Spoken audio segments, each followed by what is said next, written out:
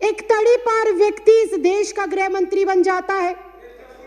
जिस मैंने नाम नहीं लिया, मैंने नाम नहीं लिया, मैंने नाम नहीं लिया, मैंने नाम नहीं लिया, ये ऑन रिकॉर्ड है, ये ऑन रिकॉर्ड है, मैंने नाम नहीं लिया। आप अपना भाषण जारी रखिए ना। मैंने नाम नहीं लिया।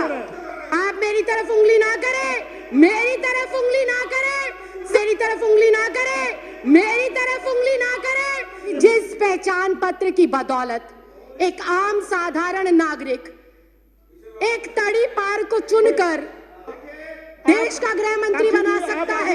आगे बढ़िए। एक चाय वाला, एक चाय वाला, एक चाय वाला, एक चाय वाला, एक चाय वाला, एक चाय वाला इस लोकतंत्र के अंदर एक वोट के अधिकार से सीधा चाय वाले से प्रधानमंत्री बन जाता है। उस वोटर आईडी कार्ड की कोई अहमियत नहीं। क्या बात करते हो? तड़ी पार कौन है? तड़ी पार कौन है? तड़ी पार कौन है? चाय वाला कौन है? तड़ी पार कौन है? तड़ी पार कौन है? चाय वाला कौन है? मैंने कुछ नहीं कहा, मैंने किसी का नाम भी नहीं लिया। आप क्यों इतना आग बबूला हो रहे हैं? इतना आग बबूला क्यों हो रहे हैं? इतनी गर्माहट क्यों? इतनी गर्माहट क्यों? क्यों इतनी मिर्ची लग गई?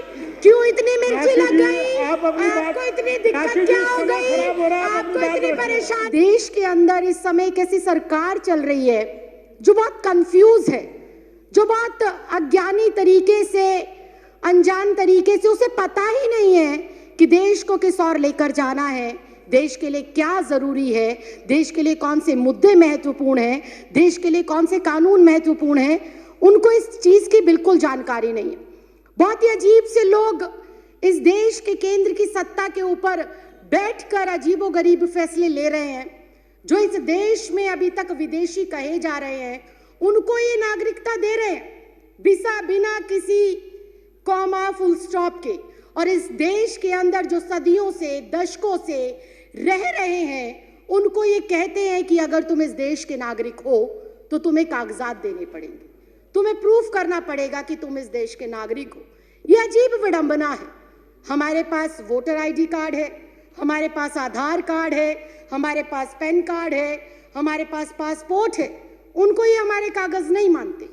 जिस वोटर आईडी कार्ड से इनको सत्ता में चुनकर भेजा गया, जिस वोटर आईडी कार्ड से ग्राम पंचायत हो, निगम का चुनाव हो, विधानसभा का चुनाव हो या देश की सर्वोच्च संस्था लोकसभा का चुनाव हो, जिस वोटर आईडी से देश के 128 करोड़ लोग इनको चुनकर भेजते हैं, उस वोटर आईडी कार्ड को भी ये हमारा सबूत के तौर पर मानने को तैयार नहीं। बहुत ही हास्यास्पद बात है कि जिस पहचान पत्र की बदौलत एक तड़ी पार व्यक्ति इस देश का गृह मंत्री बन जाता है। जिस मैंने नाम नहीं लिया, मैंने नाम नहीं लिया, मैंने नाम नहीं लिया, मैंने नाम नहीं लिया, मैंने नाम नहीं लिया। ये बहुत ही हास्यास्पद है, ये बहुत ही हास्यास्पद है। ये ऑन रिकॉर्ड है, ये ऑन रिकॉर्ड है, ये ऑन रिकॉर्ड है, ये ऑन रिकॉर्ड है। मैंने नाम नहीं लिया। आप अपना भाषण जारी रखिए ना। मैंने नाम नहीं लिया।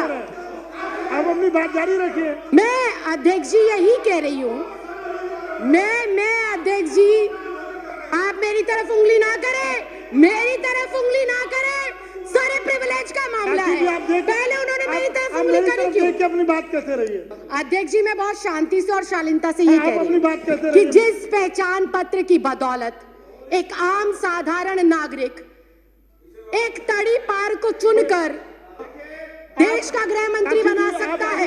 आगे बढ़िए। एक चाय वाला, एक चाय वाला, एक चाय वाला, एक चाय वाला, एक चाय वाला, एक चाय वाला इस लोकतंत्र के अंदर एक वोट के अधिकार से सीधा चाय वाले से प्रधानमंत्री बन जाता है। उस वोटर आईडी कार्ड की कोई अहमियत नहीं। क्या बात करते हो? क्या बात करते हो? और मैंने किसी का नाम नहीं लिया। आपको कोई आपत्ति है? आप माननीय अध्यक्ष जी से बात करें। आपको कोई आपत्ति है? आप माननीय अध्यक्ष जी से। तड़ी पार कौन है? दाढ़ी पैर कौन है? दाढ़ी पैर कौन है? चाय वाला कौन है? दाढ़ी पैर कौन है? दाढ़ी पैर कौन है? चाय वाला कौन है? मैंने कुछ नहीं कहा, मैंने किसी का नाम भी नहीं लिया। आप क्यों इतना आग बबूला हो रहे हैं? इतना आग बबूला क्यों हो रहे हैं? इतनी गर्माहट क्यों? इतनी गर्माहट क्यों? क्यों इतनी मिर्ची लग गई? क्यों इतनी मिर्ची लग गई? आपको इतनी दिक्कत क्या हो गई? आपको इतनी परेशानी क्या हो गई? मैंने तो किसी का नाम भी नहीं लिया, मैंने किसी दल का नाम नहीं लिया, मैंने किसी व्यक्ति विशेष का नाम नहीं लिया। राखी जी, आप अपनी बात पूरी करिए। राखी जी, आप उधर इशारा मत करिए। नहीं, मैं समय कट करके बैठा रहा हूँ। मैं अध्यक्ष जी 2 मिनट के अंदर, आप कोई सफाई ना, लेकिन अगर विपक्ष ऐसे टीका टिप्पणी करेगा, आप बोलते रहिए ना। विपक्ष टीका टिप्पणी करेगा कैसे चलेगा? आप बोलते रहिए। अनुशासन नाम की चीज है, आप बोलते रहिए ना। आपको किसने? अनुशासन नाम की चीज है, आप उन्हें अनुशासन सिखाइए। करिए प्लीज। मैं अध्यक्ष जी 3 मिनट के अंदर, महज 3 मिनट के अंदर अपनी जो मेरा संदेह है और जो मेरे सवाल है और जो मेरा विचार है, मैं वो आपके सामने रख रही हूँ। मैं अपने बातों को दोबारा रिपीट करती हूँ कि जब एक मतदाता, राखी जी, मैं दोबारा रिपीट करने की इजाजत नहीं दे रहा।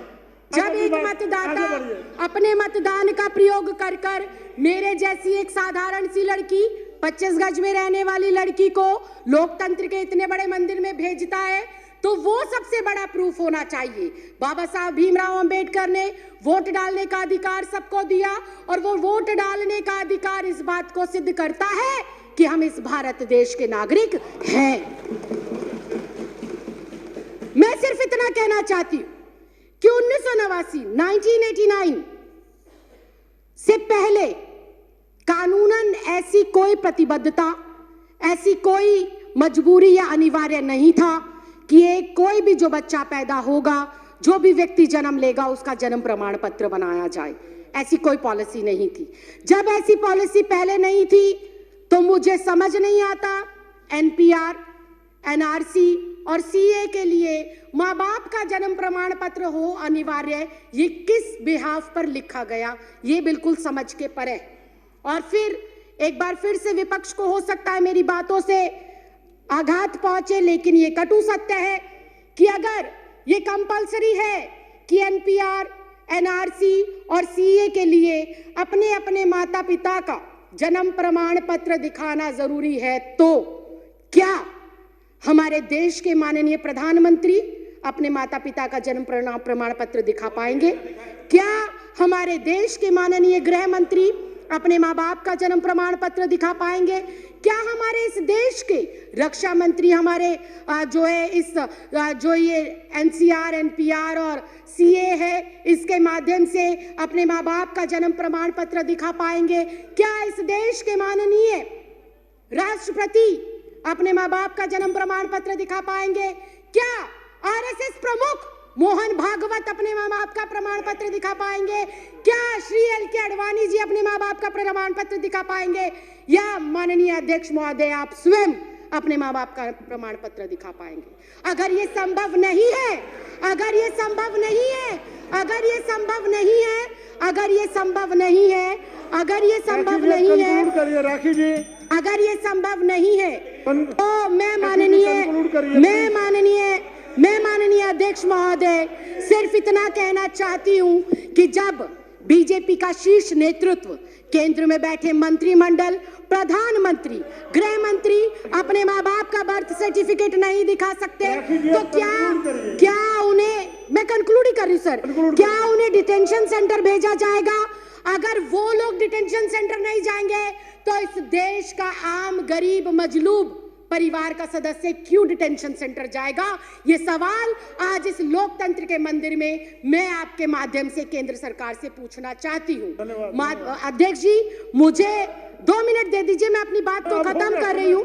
अध्यक्ष जी, मुझे ऐसा लगता है कि एनपीआर, एनआरसी और सीए महज देश की जनता को भटकाने के लिए एक हथियार के रूप में केंद्र सरकार आजमा रही है और भटकाना चाहती है। वो अपनी नाकामियों से जनता को, नोटबंदी से देश को भटकाना चाहती है, जीएसटी की जो अभी मार पड़ी है व्यापारियों के ऊपर, उससे देश की जनता को वो भटकाना चाहती है। बेरोजगारी जो पिछले 45 सालों के अंदर सर्वोपरि आंकड़ा इस साल में आया है, उससे देश की जनता को भटकाने के लिए हथियार के रूप में इसका प्रयोग हो रहा है। राइफल सौदा हो गया, दलितों पर अत्याचार हो गया, अर्थव्यवस्था किस तरह से चरमराई हुई है। अध्यक्ष जी, मैं एक लाइन कहकर सर मैं भी रिक्वेस्ट कर रही हूँ, फाइनल क्लोजिंग लाइन कहकर मैं जो है अपनी बात को विराम देती हूँ कि अध्यक्ष जी, ये जो भाजपा सरकार है ये एक संकीर्ण मानसिकता की सरकार है। इस सरकार को जब से ये अस्तित्व में आई है, किसान सड़कों पर है, छात्र सड़कों पर है, महिला सड़कों पर है, पुरुष सड़कों पर है, दलित सड़कों पर है, वकील सड़कों पर है, डॉक्टर सड़कों पर है, इंजीनियर सड़कों पर है। ये सरकार नहीं, संविधान विरोधी लोग हैं।